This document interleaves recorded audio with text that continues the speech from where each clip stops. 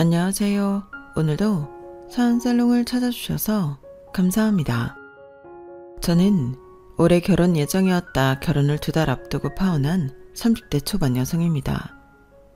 저는 저희 집 맏딸인 장녀고요. 밑으로는 남동생과 여동생이 있어요. 그리고 제 기억에 저희 집은 평범한 형편이었는데요. 그래도 고만고만한 아이들이 집에 셋이나 있다 보니 저희 엄마는 늘 고생만 온팡지게 하셨어요. 아빠는 공무원이신데 엄마 말로는 공무원 월급이 그렇게 많지는 않았다고 하더라고요.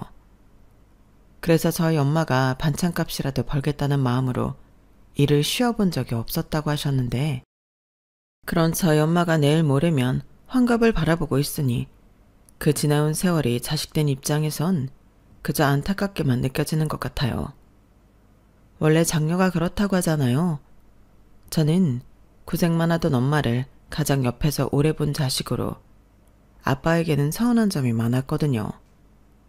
아빠는 엄마와 우리들보다 늘 친가 식구들을 챙겼어요. 그렇다고 저희 아빠가 장남이냐고 물으시면 그것도 아니었는데요. 저희 아빠는 장남도 막내도 아닌 셋째 아들이었어요. 아빠 쪽 형제가 3남 2녀인데 위로 큰아빠와 큰고모가 있고 밑으로 작은고모와 작은아빠가 있죠. 그리고 그때 당시는 다 그랬다고 했는데 할머니와 할아버지는 모든 지원을 장남인 큰아빠한테 하셨어요. 그러니 저희 아빠는 딱히 집에서 뭐 하나 제대로 받은 게 없는 자식이었는데, 그래도 형제 중 가장 막내인 작은아빠는 늦게나마 뭘 많이 받았다고 하더라고요. 그러니까 가운데 끼인 저희 아빠만 낙동강 오리알 신세로 아들임에도 아무것도 못 받았는데 그럼 사랑이라도 듬뿍 받았을까요? 형제 중 가장 효자가 저희 아빠였어요. 아니, 말은 바로 해야 하니까 가장 효자는 저희 엄마였죠. 그리고 고모들은 원래 딸이라고 차별받고 컸기에 친정이라고 챙기거나 오는 일도 없었다고 했는데 어쩌다 자식 농사를 그렇게 편파적으로 지으신 건지 저는 어릴 때부터 할머니 할아버지를 별로 좋아하지 않았어요. 저희 엄마가 착해서 그렇지 저는 그런 면에서는 아빠에게도 불만이 많았죠. 왜 결혼한 남자들이 자기 부인한테 대리 효도시킨다고 하잖아요. 저희 아빠도 그랬거든요. 게다가 저희 아빠는 자기가 퇴근 시간이 더 빠른데도 집안일은 늘 엄마 몫이라 생각하는 전형적인 가부장 스타일이었는데, 집안일과 집안에서 벌어지는 대소사는 항상 저희 엄마 몫이었어요. 저희 엄마가 퇴근하면 하루 종일 일을 해서 피곤할 텐데 엉덩이 붙일 시간도 없이 바로 준비를 하고 낮에 못한 집안일을 하기 바쁘셨거든요. 그러면 저희 아빠는 엄마가 바삐 움직이는 걸 그저 보고만 있을 뿐 늘 손에는 TV 리모컨을 들고 재미도 없는 야구와 축구를 보곤 했는데 그 모습이 어찌나 얄미워 보이던지 저는 커서 아빠 같은 사람이랑은 절대 결혼하지 않을 거라고 생각했어요. 오죽하면 저희 엄마도 그래, 너는 네 아빠 같은 사람 말고 최수종 같은 남자랑 결혼해 라고 하실 정도였는데요. 좀 웃긴 얘기지만 저희 엄마는 세상에서 제일 부러운 여자가 최수정 씨 아내인 하이라 씨였어요. 하지만 정작 저희 엄마랑 한 입을 덮고 사는 남자는 최수정 씨와는 거리가 상당히 먼 고리타분한 남자였는데, 저희 엄마는 그런 아빠도 이해는 간다며 저에게도 늘 이렇게 말씀하셨어요. 할아버지를 봐라. 아빠가 뭐 보고 배운 게 있었겠어? 사랑도 받아본 사람이 줄 수도 있는 거야. 아빠는 아빠 나름대로 그만하면 잘 크고 잘 살았지. 할머니 할아버지가 대학도 안 보내준다고 해서 대학도 못 나왔는데 악착같이 공부해서 공무원 시험 붙었잖아. 엄마는 그것만 봐도 아빠는 난 사람이라고 생각했어. 이렇듯 엄마는 미우나 고우나 아빠를 대단한 사람이라고 했는데 저는 아니었죠. 그렇게 따지면 할머니 할아버지 효도는 일절 지원 못 받은 우리 아빠가 아닌 큰아빠와 작은아빠가 하는 게 맞는 거잖아요. 하지만 늘 큰아빠와 작은아빠는 사고만 치고 걸핏하면 도와달라고 친가 기둥뿌리를 누가 더 많이 가져가나 경쟁이나 하듯 뽑아갔는데 그래도 언제나 할머니 할아버지한테는 우리 장남 우리 막내가 사이좋게 1순위 2순위였어요. 그런데 참 이상하죠. 당신 아파 병원 가야 하고 집안에 무슨 일이 있어 도와달라고 하는 자식은 우리 장남도 아니고 우리 막내도 아닌 저희 아빠와 저희 엄마였는데요. 그걸 좋게 볼 딸 자식은 세상 천지 없죠. 그러다 할아버지가 지병으로 돌아가셨어요. 그게 제가 고등학교 2학년이었을 때였는데 그 후에는 할머니 혼자만 남게 되었죠. 당시 할머니는 큰아빠네 집에 가고 싶어 하셨지만 큰엄마의 반대에 그러질 못했어요. 그리고 작은아빠네도 며칠 가 계시긴 했는데 일주일을 못 지내시고 다시 댁으로 돌아왔고 저희 집에는 말은 하지 않으셨는데 자식들 중 가장 좁은 집에 살기도 했고 애들도 셋이나 있으니 갈 곳이 아니라고 생각한 눈치였죠. 그리하여 울며 겨자 먹기로 할머니는 혼자 지내게 되셨는데요. 또 둘째가라면 서러운 효자인 저희 아빠는 그게 내심 마음이 아프셨나 봐요. 그럼 시간도 많은 아빠가 직접 할머니를 챙기면 될 텐데 아빠는 자네가 우리 엄마 신경 좀 써. 반찬도 골고루 만들어서 수시로 갖다 드리고 그리고 가서 금방 오지 말고 청소도 좀 해주고 말동무도 좀 해드리고 와. 라며 엄마를 시켰는데요. 그땐 저도 덩달아 폭발하고 말았어요. 아빠는 왜 할머니한테 그렇게 하지도 않으면서 왜 자식도 아닌데 엄마한테 그걸 다 시켜? 하고 싶으면 아빠가 해. 엄마가 뭐 우리 집 하녀야? 이렇게 아빠에게 대들었는데 아빠는 어디서 싸가지 없게 아빠한테 함부로 말을 하냐며 저를 크게 혼내셨죠. 그리고 자식 교육을 어떻게 시킨 거냐며 또 엄마에게 그 화살을 돌렸는데 아무튼 그런 식으로 저희 아빠는 답이 없는 사람이었어요. 그렇다 보니 엄마는 저에게 의지하면서도 참으라고 했고 동생들은 아빠가 집에 있으면 기가 죽어 방에서 나오지도 않았는데 아빠는 거실에서 혼자 TV는 내 친구 하면서도 내심 또 그게 서운했는지 애먼 엄마를 붙잡고 애들이 정이 없다며 하소연을 했다더군요. 아니, 자기가 애들한테 어떤 아빠인지 몰라서 그러냐고요. 애들이 셋이나 있는데 그중에 자기를 따르는 자식이 하나도 없으면 자기 반성을 해야지. 저희 아빠는 이 모든 걸 엄마 탓, 저희 탓을 하며 상황 파악을 못하셨어요. 그리고 저는 어차피 안 될 거 희망을 품지도 않았는데요. 그렇게 저와 동생들이 성인이 되었고 엄마 아빠도 나이가 들었어요. 제일 속상한 게 저희 엄마가 고생을 너무 많이 해서 또래 엄마들보다 훨씬 나이 들어 보이더라고요. 그래서 직장 생활을 하면서는 좋은 화장품 있으면 엄마 사다 주고 예쁜 옷이나 가방 있으면 그것도 엄마에게 선물하곤 했는데 아빠는 자기 건 왜 없냐고 그때도 저한테 서운한 티를 팍팍 내셨어요. 솔직히 저는 아빠 몫까지 챙기고 싶지 않았거든요. 어차피 엄마가 자기는 안 챙겨도 아빠 옷이며 먹는 거, 보약까지 다 챙기는 걸 아는데 굳이 저까지 챙기지 않아도 된다고 생각했는데요. 이게 또 자식한테 받는 건 다른 건지 그렇게 샘을 내시는 거 있죠. 하지만 저는 이제서 자기가 잘못한 걸 생각해보라고 더 대놓고 엄마만 챙겼는데요. 그러니 아빠는 가재는 개편이라며 남동생에게 너는 엄마 말고 아빠를 좀 챙겨보라고 했나 보더군요. 하지만 제 동생도 그런 주변머리는 또 없었는데 지 여자친구 퍼주기 바빴지 지 엄마 아빠 챙길 그릇은 못 됐죠. 그리고 당시 저는 연애를 하고 있었는데요. 남자친구로 말할 것 같으면 저희 엄마가 바라는 대로 딱 저만 보는 남자였어요. 자상하고 배려심 깊고 같이 있으면 저를 항상 먼저 챙겼는데 처음 만났을 때부터 저희 아빠랑 결이 다른 남자라서 제가 먼저 한눈에 반했어요. 그래서 호감 표시도 제가 먼저 했고 저희는 친한 사이에서 연인으로 발전했는데요. 제 20대 중 후반을 함께한 남자친구와 드디어 결혼 약속을 하게 되었어요. 사실 제가 맞이었는데 상황이 어쩌다 보니 동생들이 먼저 출가를 했거든요. 남동생은 지방에 있는 공공기업에 취업을 해서 일찍이 집을 나가 그 지역에서 자리를 잡았고, 막내 여동생은 어릴 때부터 워낙 발랑 까져서 걱정을 시키더니 20대 초 혼전 임신으로 결혼을 했는데, 이런저런 이유로 부모님과 함께 사는 자식은 저 하나였어요. 솔직히 직업이 없는 것도 아니고 나가 살려고 마음만 먹으면 못 나갈 것도 아니었는데, 그 나이 먹도록 아빠 앞에서 기도 못 펴고 사는 엄마를 보니 차마 저 혼자 조차고 독립을 할 수가 없겠더라고요. 그래서 연애 기간이 길었음에도 결혼을 섣불리 결정하지 못했는데, 평생 엄마 아빠랑 살 것도 아니면서 계속 결혼을 미루면 이대로 결혼을 못할 것 같아 저는 결혼하자고 조르던 남자친구의 프로포즈를 승낙하게 되었어요.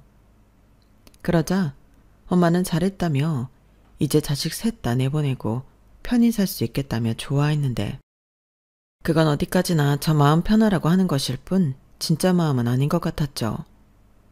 혼자 주방에 있을 때면 엄마가 허공을 보고 한숨을 쉬셨는데 저는 벌써부터 걱정이었어요.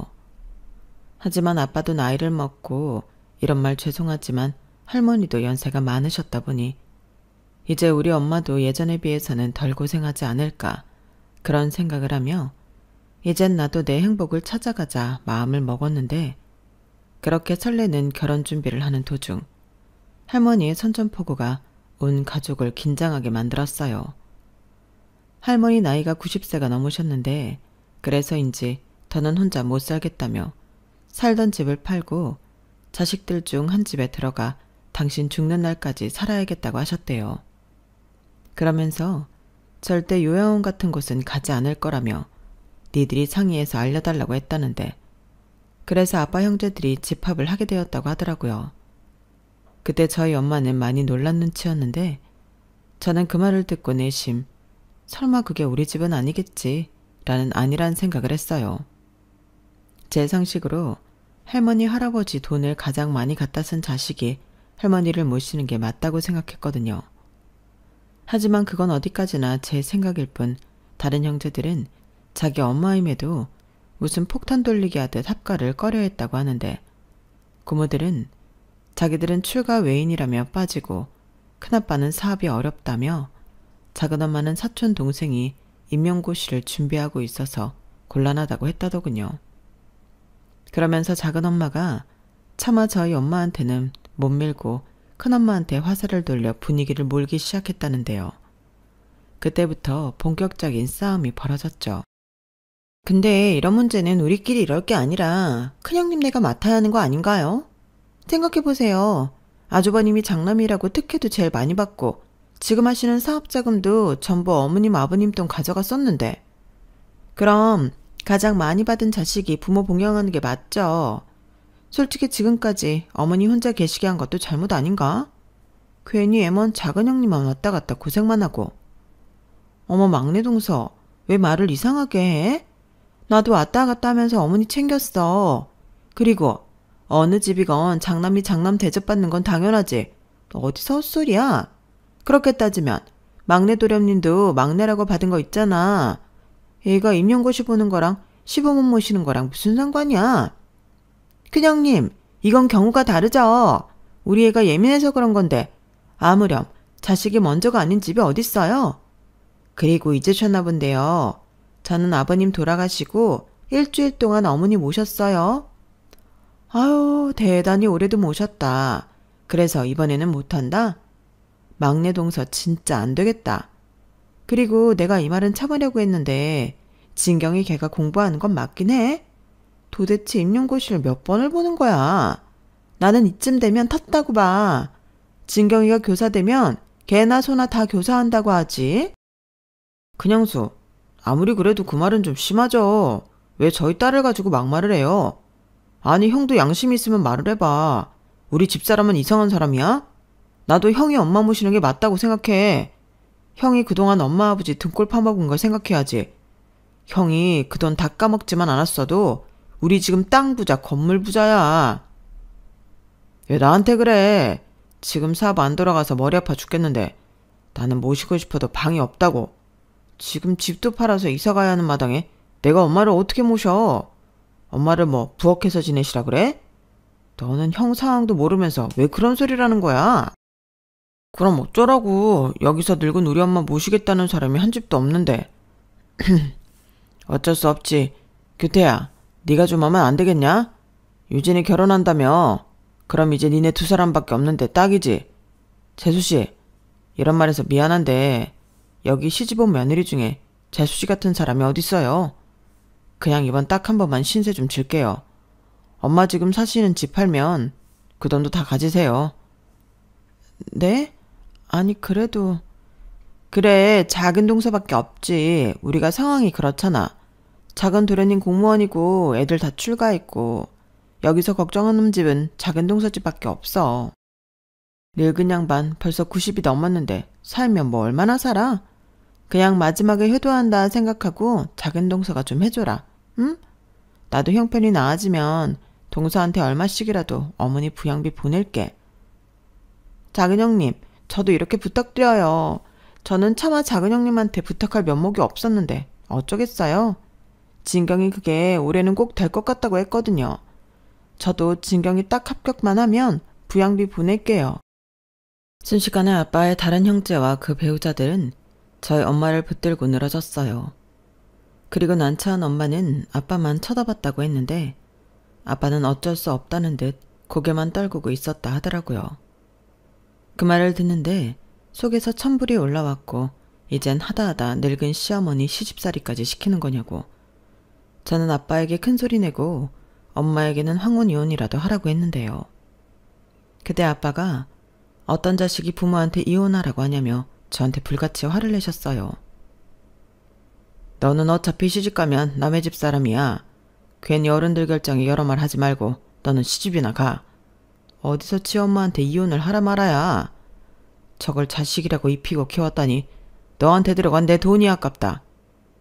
이렇게 당시만 억울한 티를 내셨는데 지금도 그때만 생각하면 속이 답답합니다. 사람은 정말 잘 안 변하는 것 같아요. 늙어서 기운만 좀 빠질 뿐 그 성격은 달라지지 않았는데 엄마는 나른 시집살이는 피하면서 할머니를 부양할 수 있는 방법을 생각하는 눈치였어요. 그리하여 할머니를 집 근처에 방 하나를 얻어 지내게 하고 그 집 월세를 큰아빠네와 고모들 그리고 작은아빠네한테 n분의 1 하라고 엄마가 매일 들여다보면 안 되겠냐 했는데 아빠는 그게 뭐 하는 짓이냐고 모실 거면 모시고 못 모실 것 같으면 못 모신다고 말하라고 엄마를 다그쳤어요. 저라면 냉큼 그럼 나는 못 모신다 말할 수 있을 것 같은데 저희 엄마는 바보처럼 그러지도 못하더라고요. 엄마 그냥 못한다고 해. 아니 그래도 어떻게 그래. 네 할머니가 이걸 다 알아봐라. 얼마나 속이 상하겠니? 자식이 5이나 있으면 뭐해. 90 먹은 너무 모시겠다는 자식이 하나도 없는데. 네 아빠 말이 맞다.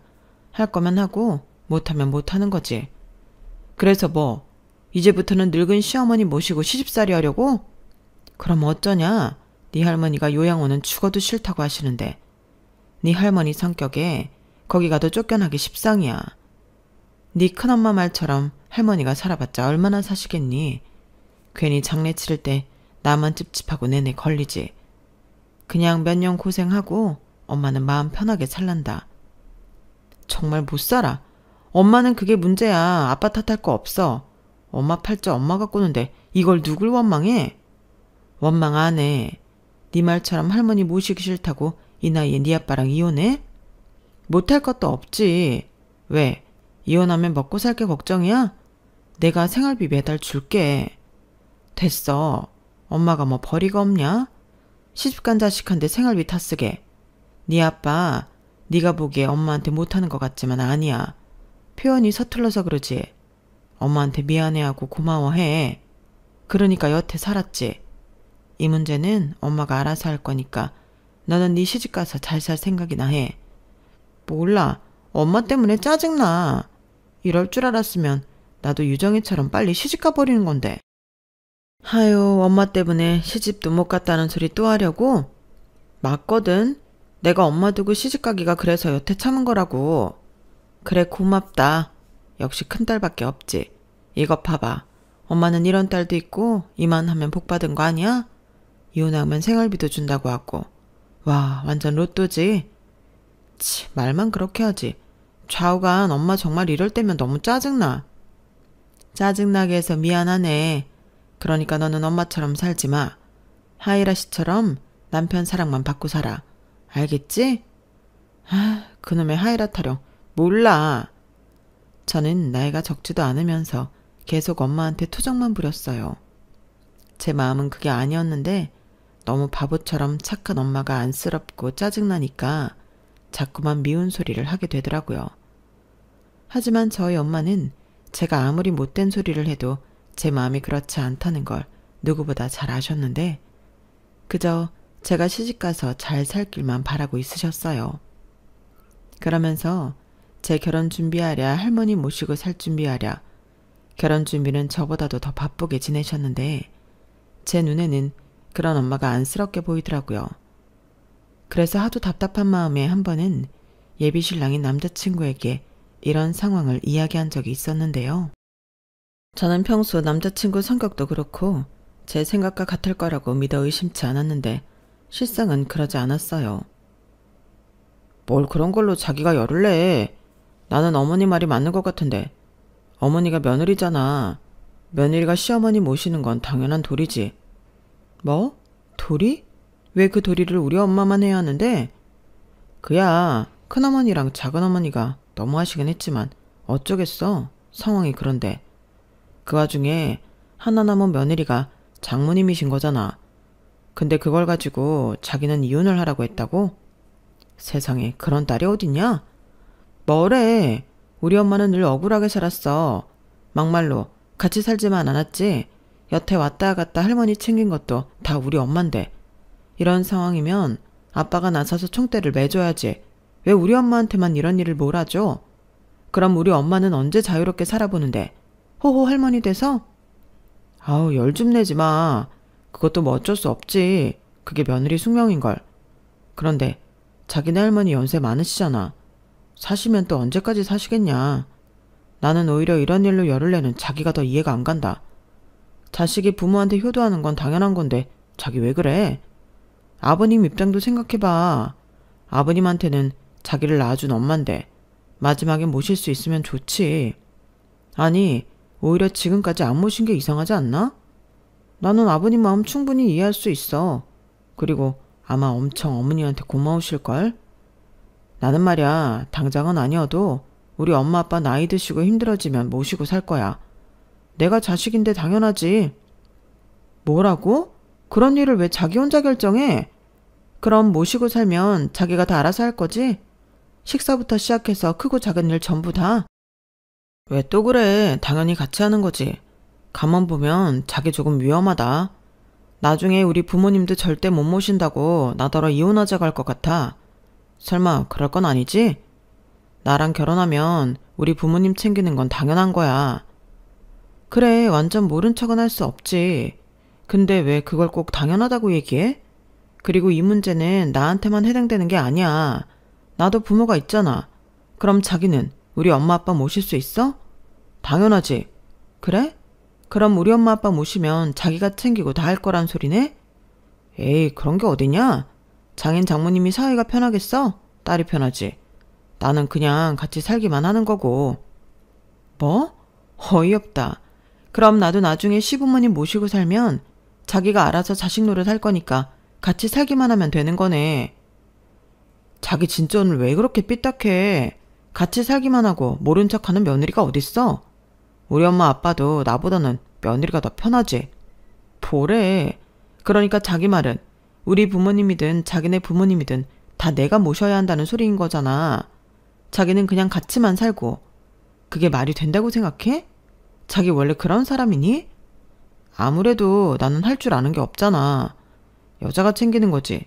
남자가 나서면 더 웃기지 않아? 저는 예비 신랑 말에 기가 막혔어요. 말은 당연하다, 같이 하는 거다 하면서 자기는 할 줄 아는 게 없으니 시댁이든 친정이든 와이프가 도맡아 해야 한다고 생각하고 있는 거잖아요.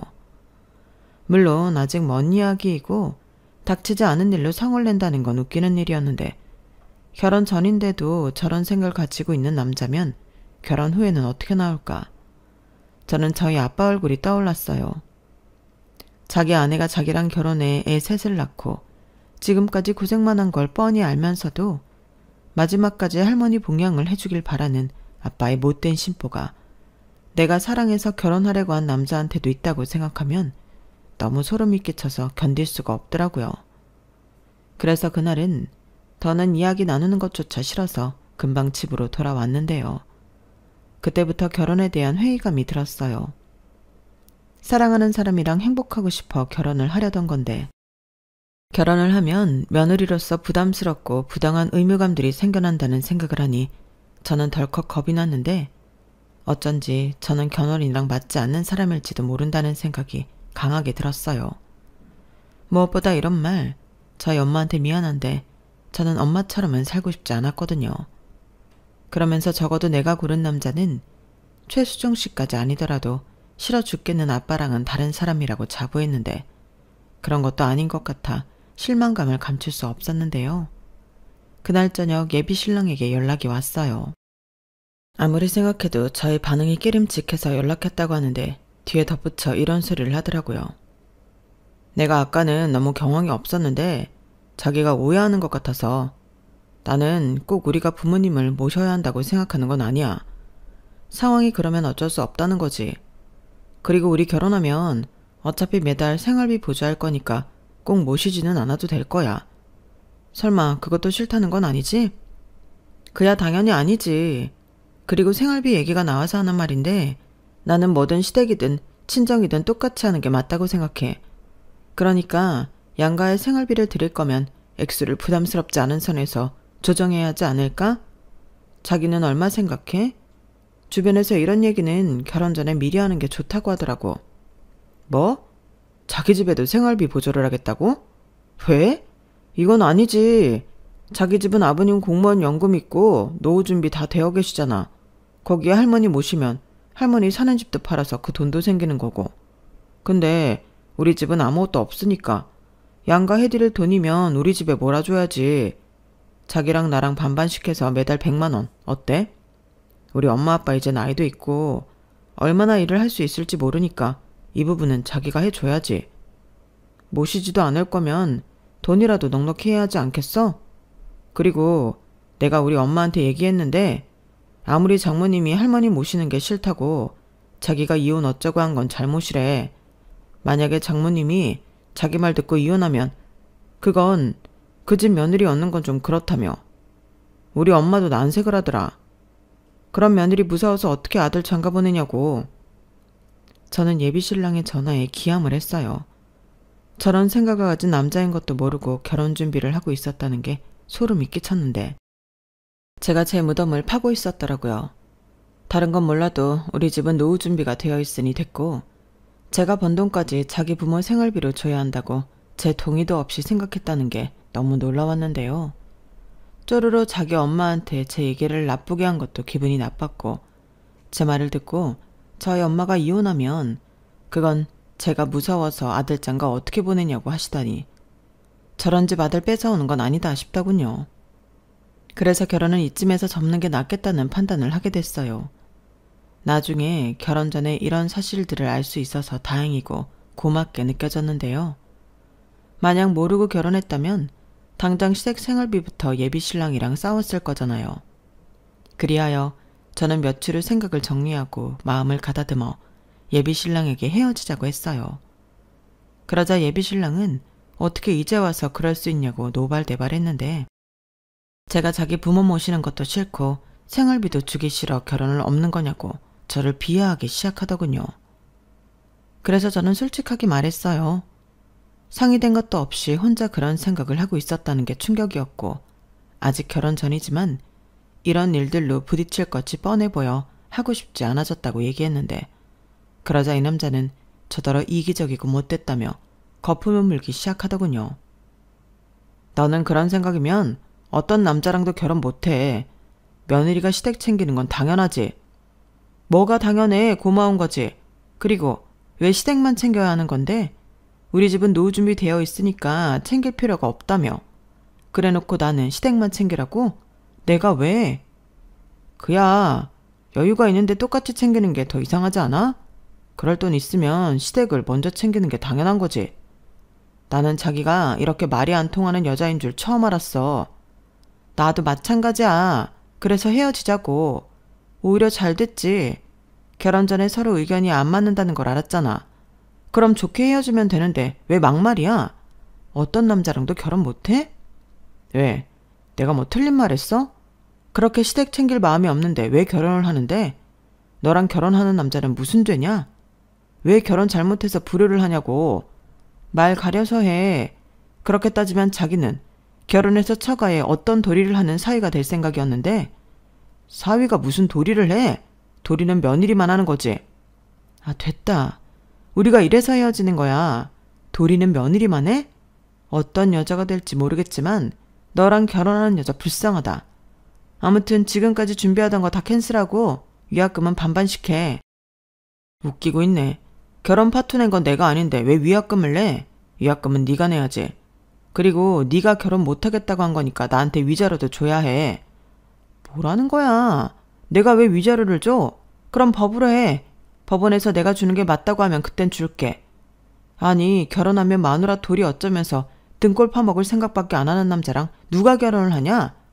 나도 한번 공론화해서 물어보고 싶다. 저는 강대강으로 세게 나오는 그놈에게 세게 나갔어요. 그리고 저희 부모님에게도 이 사실을 모두 이야기했는데요. 그러자 저희 아빠는 말 많은 처녀가 결혼까지 엎어지면 동네 창피해서 어떻게 얼굴을 들고 다니냐고 큰 소리를 내더군요. 저는 그런 아빠의 모습에 천륜이고 뭐고 심한 배신감을 느꼈어요. 그리고 그때 저희 엄마가 앞에 있던 상을 엎어버렸는데요. 그딴 놈이랑은 헤어지는 게 100번 1000번 잘한 거라고 처음으로 목소리를 높이다 못해 고함을 질렀어요. 그때 아빠가 많이 놀란 얼굴이었는데 저도 많이 놀랐죠. 그리고 저희 엄마는 그 기세를 몰아 이렇게 말했죠. 당신이 그러고도 우리 유진이 아빠야? 동네 창피해서 얼굴을 못 들고 다녀? 어디 정말 창피한 게 뭔 줄 한번 제대로 보여줄까? 아니, 이놈의 옆에 내가 뭘 잘못 먹었나? 왜 이래 갑자기? 왜 이러긴 몰라서 물어? 자기야말로 얘한테 해준 게 뭐가 있다고 큰 소리를 쳐? 그딴 놈이란 것 알면서도 시집을 가는 게 맞다는 거야? 정말 그렇게 생각해? 아니, 나는 애당초 그런 놈을 고르지 말았어야지. 그리고 골랐으면 어쩌겠어? 감내하고 사는 거지. 그래서 나처럼 똥인 줄 알면서도 살아라? 뭐? 똥? 지금 하늘 같은 서방님한테 똥이라고 했어? 그래, 네가 똥이지 뭐 된장이냐? 된장은 쓸모라도 있지. 나는 너 불쌍해서 살아줬어. 그래도 내 애들 아빠니까. 정말 이혼이라도 당해봐야 정신 차릴래? 내가 뭐가 무서워서 이혼을 안 한다고 생각해? 나도 돈 벌어. 이혼 안 할 이유 없다고. 그러셔. 결국엔 딸년이 휘둘려서 헛바람이 들어갔네. 그래서 왜 이혼 안 했는데? 너 불쌍해서. 너 평생 이러고 쓸모없이 살았는데 말년에 초라하게 늙을 것 같아서 불쌍해서 그랬다. 근데 이제는 괘씸해서 못하겠다. 니네 엄마 네가 모시고 살아봐. 뭐야? 니네 엄마? 아니, 이놈의 옆에 내가 진짜 왜 이래? 몰라서 물어. 내가 시집와서 이날 이때껏 어떻게 살았냐? 설마 기억도 못하는 거 아니지? 그래도 내가 공무원 사모님 소리 듣게 해줬잖아. 사모님 같은 소리 하네. 누가 나를 사모님이라고 불러줬는데? 그럼 사모님이 이렇게 평생 손에 물 묻히고 90대 시어머니 모시고 사냐? 진짜 지가 장가 저런 줄은 모르고? 저희 엄마는 정말 아빠 말대로 뭘 잘못 먹은 건지 전에 없던 성질을 작정이나 한 듯 마음껏 내셨어요. 그리고 아빠는 엄마가 할머니도 안 모시겠다고 하고 이혼하자고 하니 꿀먹은 벙어리가 되었는데요. 아니, 이렇게 성질도 낼 수 있으면서 왜 여태 참고 있었는지. 저도 엄마를 보며 시원하기도 하고 어안이 벙벙했어요. 그리고 저희 엄마는 내친 김에 저에게 위약금을 물어줘도 인생 망치는 것보다는 싸다며 저에게 연신 잘했다고 하셨는데요. 그런 엄마를 보니 어째 제가 정말 잘한 것 같은 기분이 들더군요. 그리고 이걸 다행이라고 해야 하나? 위자료 어쩌고 했던 그놈은 잠잠했는데 제가 결혼식장이랑 신혼여행을 취소하며 위약금을 절반만 보내고 나머지는 신랑 측에 청구하라고 업체 측에 이야기하니 그것도 걱정했던 것과 달리 잘 정리됐어요. 제가 법으로 할 거면 이왕 이렇게 된 거 우리 주변 사람들에게도 다 이야기해서 다른 사람 의견도 들어보자고 했거든요. 그러자 저더러 치사하니 어쩌니 하며 너 같은 여자는 질색이라고 막말을 하기 시작했는데 누가 할 소리를 하는 건지. 오히려 식장 들어가기 전에 이딴 결혼을 엎을 수 있어서 감사하더군요. 그리고 그 이후 더 대박인 사건이 있었어요. 이건 제 일은 아니었는데 할머니가 저희 집에 처음 오신 날 벌어졌죠. 이거 받아라. 네가 나 모신다고 한 값이다. 어머니, 이게 뭐예요? 집이 그새 팔렸어요? 안 팔아. 내가 그 집을 왜 파니? 그럼 이건 무슨... 그건 내가 마지막으로 챙겨둔 돈이다. 사실 나는 어찌어찌해도 네가 나 모신다고 할 줄 알았어. 그래서 일부러 이 돈 넣어주려고 내 생전 처음 쇼를 해봤다. 네? 어머니 그게 무슨 말씀이세요? 나도 염치가 있지. 네가 나한테 한 걸 모르겠니? 내가 살면 얼마나 살아. 그래서 더 늦기 전에 신세를 질 게 아니라 신세를 갚고 싶었다. 너 내 원망 많이 했을 거잖아. 큰애 집, 막내 집 다 퍼주면서 신세는 너한테 진다고. 안 그랬어? 그야 저도 사람이니까요. 그래도 겉으로 내색한 적은 없는데. 나도 눈치는 있다. 그리고 내가 순순히 너한테 고마운 값 준다고 하면 그것들이 가만히 있겠니? 그래서 이렇게 판을 한번 깔아봤지. 어째 좀 그럴싸했냐? 어머니도 참, 우리 어머니 정말 오래 사실 건가 보네. 어쩜 머리가 그렇게 비상해요? 그래도 저희도 못 받아요. 나중에 아주버님 도련님 하면 난리 나죠. 그래서 몰래 주잖아. 그냥 받아. 그것들은 내가 지들한테 다 털리고 아무것도 없는 줄 안다. 네가 뒷주머니로 모았다고 해. 그래도 됐다. 나는 오늘 하룻밤만 자면 여기서 내일 다시 집으로 내려갈 테니 그런 줄 알아라. 어머니, 그건 안 돼요. 제가 모신다고 얘기 다 했는데 이렇게 돈만 주고 가시면 어떡해요. 차라리 유진이 독립시키고 셋이 살아요. 혼자 계시기 싫다 하셨잖아. 아무리 그렇다고 해도 어린 손녀 내쫓고 거기 들어왔냐? 아범한테 들었는데 유진이 저거 결혼도 엎어졌다며. 엎어진 게 아니고 엎었어요. 순지 부모만 하는 호래자식이더라고요. 너 그 말 나 들으라고 일부러 하는 소리지? 아유 무서워라. 그래도 사실은 사실이니 내가 대신 사과하마. 내가 못 가르쳤어. 그땐 다들 그렇게 애 키우는 줄 알았거든. 진짜 우리 어머니 왜 이러시지? 생전 안 하는 사과까지 하시고 나 정말 무서우려고 하네? 그러지 말고 여기서 지내요. 나 왔다 갔다 힘들어요. 이젠 돈까지 받았으니 더 많이 왔다 갔다 해야 할 텐데 나도 늙었다고요. 뻔데기 앞에서 주름을 잡냐? 너는 이팔 청춘이지. 너는 곧 죽어도 네 편인 유진이 같은 딸도 있잖아. 가만 보면 네 팔자가 상팔자야. 듣다 진짜 별소리를 다 듣네. 상팔자가 다 죽었나 보지? 그래도 어머니 말년팔자도 나쁘지 않죠. 나 같은 호구 며느리가 있는데. 뭐? 아주 한마디를 안 줘요. 너 원래 그랬냐? 원래는 순둥순둥 말도 못하고 그러더니 내 나이가 몇인데요. 할 말이라도 다 하고 살아야지. 안 그러면 어머니 아들이랑 못 살지. 속 터져서. 그래, 너는 네 성깔대로 하고 살아라. 아무튼 신세질 일 없으니까 우리 예전처럼 하자. 다른 애들한테는 아무 소리 하지 마. 어차피 그것들 내 집에 들락날락 안 하는 놈들이고 집 팔아서 니네 집에 있다고 하면 그런 줄 알 거다. 부양비 준다고 했다며? 그것도 야무지게 받아.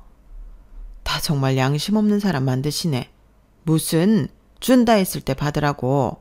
그리고 그 돈으로 너랑 나랑 맛있는 거 사 먹고 놀러 다니면 되지. 이제부터는 너랑 나랑 계급장 떼고 다리에 힘 있을 때 놀자고. 너 그 돈이면 직장 안 다녀도 되지?